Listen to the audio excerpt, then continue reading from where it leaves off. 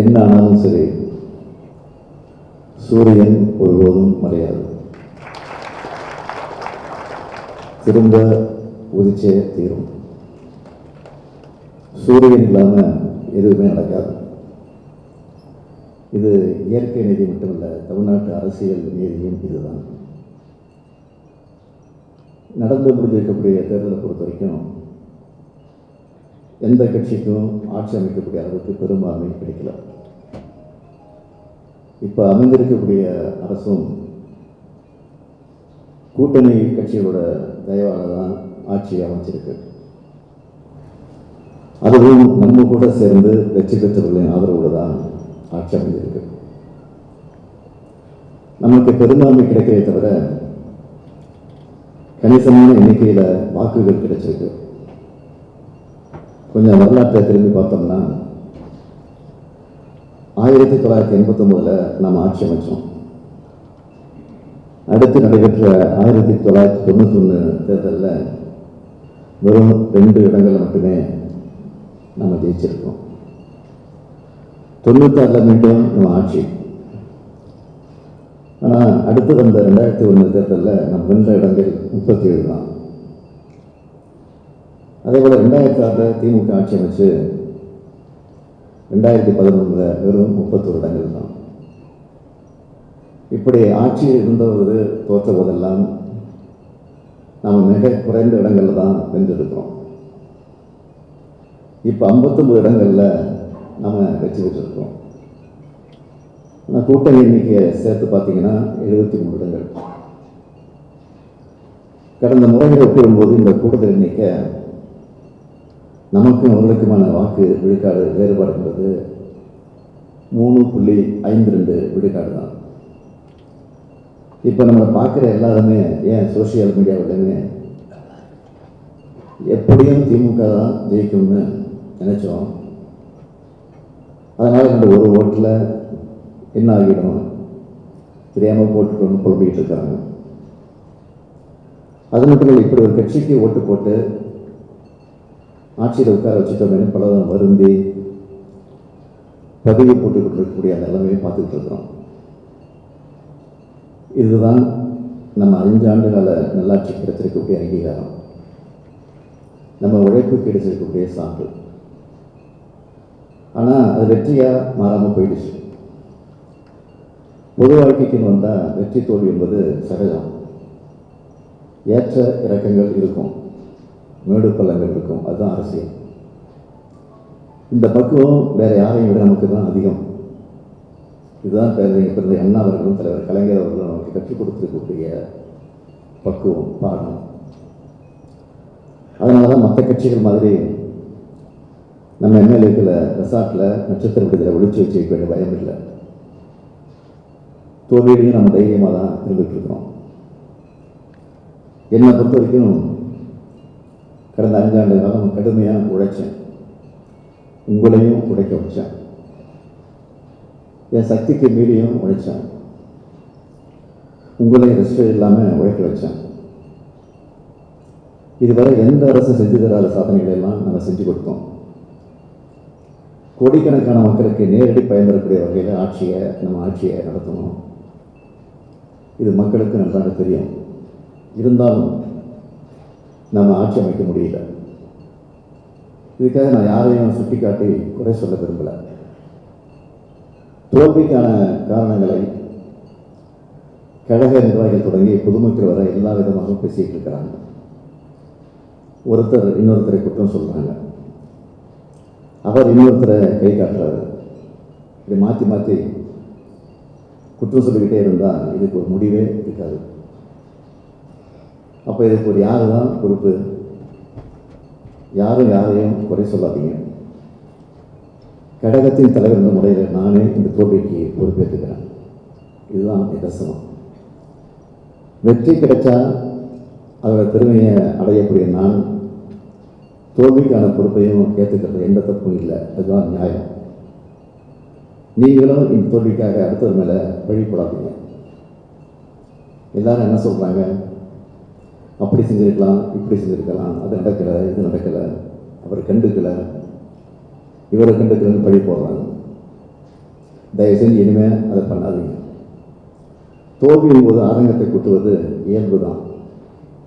ஆனால் அது பழியாக இருக்கக்கூடாது. ஆய்வு செய்வது அவசியம்தான். ஆனால் அது அடுத்தவர் மீதான அவதூறாக இருக்கக்கூடாது. இந்த தேர்தல் முடிவுகளுக்கு பின்னால் சினிமா மொழி இருக்குது என்பதை நான் மறுக்கல. சினிமா உருவாக்கின பிம்ப சிறையில் நிறைய மக்கள் சிக்கியிருக்காங்க. அந்த கட்சியுடைய தலைவர் அவர் சொன்ன சின்னம் இது ரெண்டை தவிர அந்த கட்சிக்கு வாக்களித்தவங்க அதை எதை பற்றியும் கவலைப்படலை. இது அரசியலில் புதுவிதமான கவர்ச்சி, புதுவிதமான மாயாஜால சுனாமி. அவங்களை இதிலிருந்து எப்படி மீட்டெடுக்க போகிறோம் அதை பற்றி யோசித்து சிந்திச்சு எங்கே கோளாறு இருந்துச்சு, எங்கே மெத்தனை ஏற்பட்டுச்சு என்பதுதான் முக்கியம். இதை ஆய்வு செஞ்சாகணும். ஒவ்வொரு தொகுதிக்கும் தனிப்பட்ட பல பிரச்சனைகள் இருக்குது. எல்லாரும் இதை பரிசீலிக்க பார்க்கணும், ஆய்வு செய்யணும். இது ஒரு தேர்தல் சூழலானே தவிர நம்மெல்லாம் எந்திரிக்கவே முடியாத தோல்வி இல்லை. இன்னைக்கு கொஞ்சம் கூடுதல் கவனத்தோட நம்ம செயல்பாடுகளை மாற்றிக்கிட்டு வேலையை செய்யணும். முக்கியமாக ஒற்றுமையாக இருந்து வேலை செய்யணும். அதுக்கு முன்னாடி நம்ம ஒவ்வொருத்தரும் நம்மை நாமே சுய பரிசோதனை செஞ்சுக்கணும். முதல்ல தோல்விக்கான காரணங்கள் குறித்து தொகுதி வாரியாக நம்ம அனைத்து மட்ட நிர்வாகிகிட்டையும் கருத்துக்களை கேட்கணும். அவங்களுடைய குரலுக்கு முதல்ல நாம் காது கொடுக்கணும். அதுக்காக தலைமை கழகத்தின் சார்பில் கள ஆய்வு நடத்தி அறிக்கை தர ஒரு குழுவை அமைக்கப் போகிறேன். ஒவ்வொரு தொகுதிக்கும் வெளி மண்டலங்களை சார்ந்த 2 பேர் ஆய்வுக்காக வருவாங்க. இப்படி 234 தொகுதிகளையும் நேரில் ஆய்வு செய்ய போகிறாங்க. அப்போ கழக மாவட்ட செயலாளர்கள் அந்த குழுவினருக்கு தேவையான முழு ஒத்துழைப்பையும் தரணும். தொகுதி விவரம், வாக்குச்சாவடிகளில் பதிவான வாக்குகள் விவரம், அதிக வாக்குகள் பெற்ற பகுதி, குறைவான வாக்குகள் பெற்ற பகுதி உள்ளிட்ட எல்லா தரங்களையும் மாவட்ட செயலாளர் தயாராக வச்சிருந்து அந்த குழுவினருக்கு அளிக்கணும். ஆய்வின் போது குழுவை சார்ந்தவங்க மாவட்ட செயலாளர், தொகுதி பார்வையாளர், வேட்பாளர் ஆகியோரை தனித்தனியாக சந்தித்து பேசுவாங்க. அதோட ஒன்றிய நகர பகுதி பேரூர் செயலாளர்கள் தனித்தனியாக சந்திப்பாங்க. இந்த சந்திப்பின் போது மாவட்ட செயலாளரோ, தொகுதி பார்வையாளரோ, வேட்பாளரோ யாரும் கூட இருக்கக்கூடாது. அதே போல் ஒவ்வொரு ஒன்றிய நகர பகுதி பேரூர் கழக நிர்வாகிகளையும் தனித்தனி குழுக்களாக சந்தித்து கருத்துக்கள் கேட்கப்படும். அப்போ அந்த ஒன்றிய நகர பகுதி பேரூர் செயலாளர் பக்கத்தில் இருக்கக்கூடாது. தொகுதிக்குட்பட்ட செயற்குழு பொதுக்குழு உறுப்பினர் தனித்தனியாக சந்திக்க போகிறாங்க. இந்த ஆய்வு தொடர்பாக கழக நிர்வாகிகளுக்கு முன்கூட்டிய தகவல் தெரிவிக்கப்பட்டு அதற்குரிய முறையான ஏற்பாடுகளை செய்யலாம். காலை முதல் மதியத்துக்குள்ள இந்த சந்திப்பை நிறைவு செஞ்சுட்டு மதியத்துக்கு மேலே சார்பு அணிகளை சார்ந்த மாநில மாவட்ட நிர்வாகிகளை தனித்தனி குழுக்களாக சந்திக்கணும். அதேபோல் கிளைக்கழக செயலாளர்கள், வார்டு செயலாளர்கள் உள்ளிட்ட அனைத்து நிர்வாகிகளை தனித்தனி குழுக்களாக சந்தித்து தோல்விக்கான காரணத்தை ஆய்வு செய்ய போகிறாங்க. ஆய்வு கூட்டம் நடைபெறும் நாளில் கூட்டத்தில் கலந்துகிற கழக நிர்வாகிகள் வருகை பதிவேடு முறையாக பதிவு செய்யப்படணும். நீட் புத்தகங்களையும் பதிவு செஞ்சு கையெழுத்து வாங்கணும். ஆய்வுக்குழுவின் ஒவ்வொரு தொகுதியிலையும் காலை முதல் மாலை வரை இருந்து அனைத்து நிர்வாகிகளையும் ஆலோசனை செஞ்சு கருத்துக்களை பெற்று அந்த அறிக்கையை தலைமை கழகத்துக்கு சமர்ப்பிப்பாங்க. 234 தொகுதிகளுக்குமான அறிக்கை என்னுடைய கைக்கு வந்து சேரும். அந்த அறிக்கையின்படி கழகத்தின் நன்மைக்கு தேவையான நடவடிக்கை இருக்கும். இப்போ இதுவரை செய்யலைன்னா எப்போவுமே செய்ய முடியாது. கடந்த 2021 தேர்தலின் போது 20-30 தொகுதிகளில் நாம் எதிர்பார்த்த வெற்றி கிடைக்காம போச்சு. அதுக்கு காரணமாக பற்றி தகவல்லாம் என் கைக்கு அப்போ வந்துச்சு. ஆனால் அதுக்கு முன்னே 10 ஆண்டுகள் ஆட்சியில் இல்லாமல் பிரதமர் கட்சிக்காக உழைத்திருந்த காரணத்தால் கடும் நடவடிக்கை எதுவும் எடுக்காமல் நாம் நினைச்சு விட்டுட்டோம். ஆனால் இந்த முறை நிச்சயமாக அப்படி செய்ய போகிறதில்லை. கட்சியின் எதிர்காலம் கருதி கண்டிப்பாக களை எடுப்பு இருக்கும். தப்பு செஞ்சவங்க, கழகத்திற்கு துரோகம் செஞ்சவங்க யாராக இருந்தாலும், எந்த உயர் பொறுப்புகள் இருந்தாலும் நடவடிக்கை பாயும்னு தெரிவிச்சுக்கிறேன். அதுக்கு கழக நிர்வாகிகள் எல்லாரும் முழு ஒத்துழைப்பு அளிக்கணும். தேர்தல் முடிவு பற்றிய இந்த ஆய்வுக்குழுவிற்கு தேவையான ஏற்பாடுகளை அந்தந்த மாவட்ட செயலாளர்கள் முறையாக செஞ்சு தரணும். அவங்க தமிழ்நாடு முழுக்க தொகுதி வாரியாக எல்லா தரப்பு நிர்வாகிகள் சந்தித்து பேசி அடுத்த 20 நாட்களுக்குள்ள எனக்கு அறிக்கையாக கொடுப்பாங்க. தேர்தல் முடிவுகள் பற்றி கழக உடன்பிறப்புகள் மற்றும் பொதுமக்கள்கிட்ட கருத்து கேட்கப்படும். வெளிப்படையாக தன்னுடைய கருத்து சொல்றதுக்காக தனி வெப்சைட் நாளைக்கே அறிவிக்கப்படும்.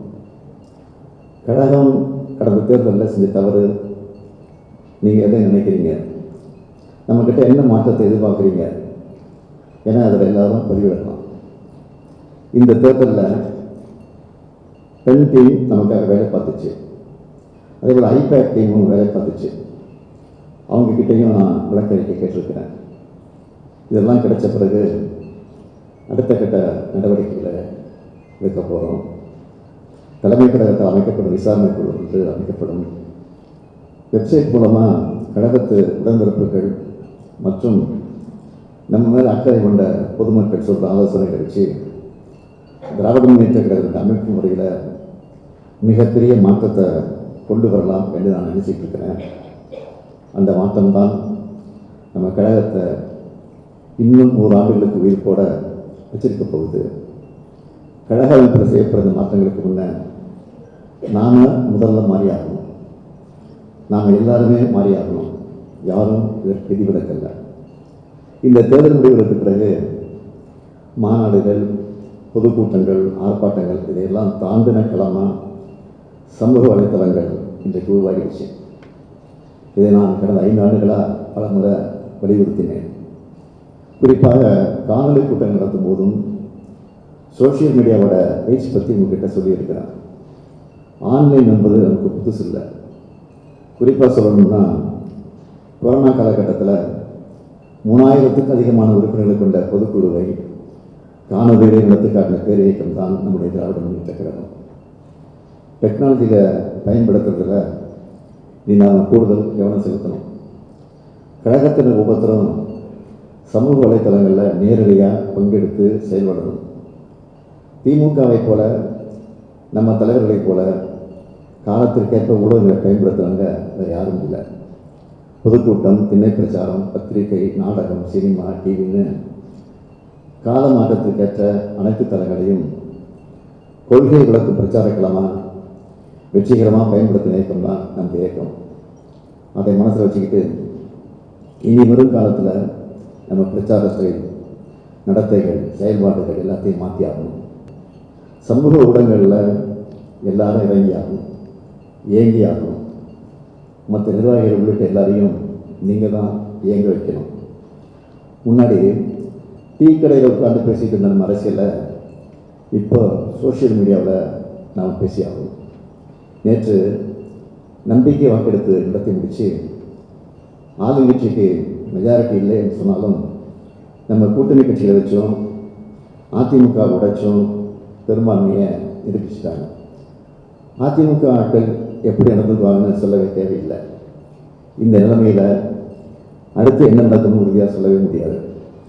நம்மை பொறுத்தவரை சட்டமன்றத்தில் முறையான திறமையான கட்சியாக நாம் செயல்படணும். நம்ம அரசியல் எப்படி இருக்கணும்னு கடந்த 5 ஆண்டுகள் நாம் உருவாக்கிய திட்டங்களை எல்லாம் தொடர்ந்து செயல்பட வைக்கணும். நாம் தொடங்கிய உட்கட்டமைப்பு பணிகள் அது குறித்த காலத்தில் முடிக்கிற வரைக்கும் நம்ம அழுத்தம் கொடுத்துக்கிட்டே இருக்கணும். நம்ம சட்டமன்ற உறுப்பினர்கள் ஆதாரங்களோட புள்ளி விவரங்களோட ஷார்ப்பாக பேச சொல்லியிருக்கிறேன். வெற்றியோ தோல்வியோ எல்லாரும் வாக்காளரை சந்தித்து நன்றி சொல்லவும் சொல்லியிருந்தேன். இன்னும் அதை முழுசாக செஞ்சு முடிக்காதவர்களே முடிக்க சொல்லுங்கள். நாம் மக்கள் கூடவே இருக்கணும். விரைவில் கட்சியை சீரமைச்சு புது எனர்ஜியை கொடுப்போம். இனிமேல் ரொம்ப கவனமாக எல்லா விஷயங்களையும் செய்யணும். எல்லா நிர்வாகிகள் கூட்டத்திலையும் நான் வலியுறுத்தி பேசுகிறது நிர்வாகிகளுடைய ஒற்றுமை தான். இப்போவாச்சும் கோஷ்டி அரசியலை விட்டுட்டு எல்லாரையும் அரவணைச்சு போங்க. நமக்குள்ளேயே ஒற்றுமை இல்லைன்னா வெற்றி என்பது சாத்தியமே கிடையாது. நம்ம கட்சி வீக்காக இருக்கும் பகுதியை பாருங்கள். அங்கே நிர்வாகிகளும் மோதல் இருக்கும். நம்ம கட்சி தோற்ற தொகுதியிலையும் நிர்வாகிகள் ஒற்றுமை இல்லாமல் இருக்கும். அதையெல்லாம் நீங்களே நேரில் போய் கவனித்து சரி செய்வீங்க. என்னை பொறுத்தவரையில் அடிமட்ட தொண்டர்கள், அடிமட்ட நிர்வாகிகள் முழு பங்களிப்பு தரும் வகையில் நாம் அவங்கள தயார் செய்யணும். மாவட்ட செயலாளர் தான் மாவட்டத்துக்கு முக்கியம், அதை நான் மறுக்கலை. அதுக்காக மாவட்ட செயலாளர் மட்டுமே முக்கியம்னு ஆகிடக்கூடாது. எல்லாருமே முக்கியம்தான். ஒரு கட்டிடத்துக்கு எல்லா தூணும் முக்கியம். ஒருவேளை யாராவது என்னால் செயல்பட முடியாதுன்னு நினச்சா மனப்பூர்வமாக முன்வந்து விளைவிக்கலாம். நான் தவறாக சொல்ல மாட்டேன். உழைக்க தகுதியானவங்க எத்தனையோ பேர் இருக்கிறாங்க. என்னை விட தகுதியானவர், திறமையானவர். இவருக்கு மாவட்ட செயலர் வாய்ப்பு கொடுங்கன்னு சொன்னாலும் நான் அதையும் ஏற்றுக்க தயாராக இருக்கிறேன்.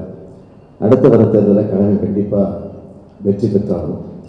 குறி வச்சு களப்பணி ஆற்றினா நிச்சயம் வெற்றி பெறுவோம். அந்த நம்பிக்கை எனக்கு இருக்குது. எந்த பிரதிபலனும் எதிர்பார்க்காம நீங்கள் உழைப்பாளர் தான் இத்தனை தொகுதிகளில் நாமும் நம்முடைய தோழமை கட்சிகளும் வெற்றி பெற முடிஞ்சது. ஒரு தேர்தலில் தோற்ற நாம முதல் தேர்தல் வென்று காட்டியிருக்கிறோம். உங்கள் உழைப்பாளர் வெற்றி பெற வச்சிருக்கீங்க. அதுதான் திமுக. அந்த நம்பிக்கையோடு பணியாற்றுங்க. இந்த தோல்வியை நினைச்சு யாரும் வருத்தப்பட வேண்டாம். நாம் பல வெற்றிகளுக்கு சொந்தக்காரங்க. நம்முடைய இந்த தோல்வி என்பது தற்காலிகம்தான். வெற்றியை நோக்கி பயணிப்போம். இப்போ ஆட்சி எப்போ வேணாலும் கவிழலாம். ரெடியாக இருங்க. 2029 ஆண்டு நாடாளுமன்ற தேர்தலோடு சட்டமன்றத்திற்கும் தேர்தல் வரக்கூடிய வாய்ப்பு இருக்குது. திட்டமிடுவோம், தீவிரமாக உழைப்போம், மீண்டும் வருவோம், மீண்டும் வெற்றி பெறுவோம். நன்றி, வணக்கம்.